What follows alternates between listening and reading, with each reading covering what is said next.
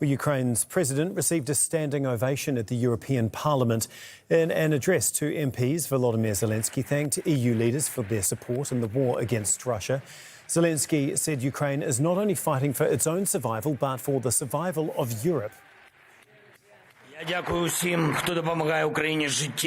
thank all of you who helped Ukraine with important supplies, weapons, ammunition, equipment, and fuel.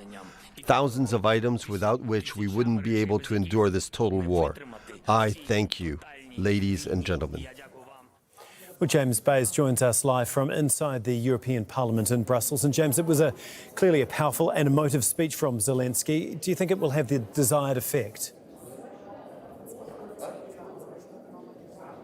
Well, certainly there were standing ovations from the members of the European Parliament as the Ukrainian leader spoke in the European Parliament.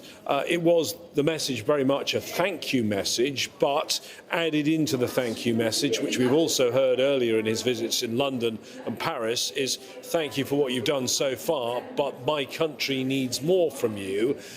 He wasn't specific here in this speech in the way he has been in London 24 hours ago about exactly what those needs are, but we know that he wants fighter jets, we know he wants long-range missiles, in addition to what's already been delivered and been promised. And of course the most important thing that's been promised in recent weeks is those main battle tanks. That was controversial.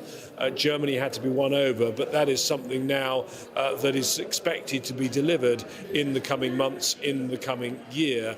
The other thing, of course, that the Ukrainians want long-term is a different relationship with the European Union, because long-term they want to be a member of the European Union.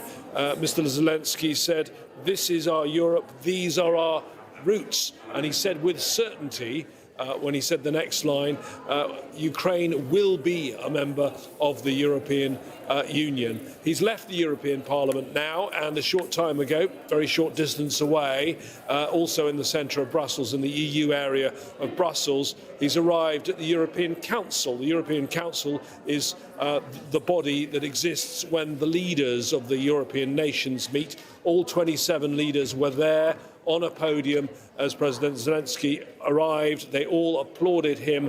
They've now headed off for a private meeting, and I think that's where the serious business will be done. And some of those pleas from President Zelensky for more help, I think there he's going to go into much more detail of what he wants.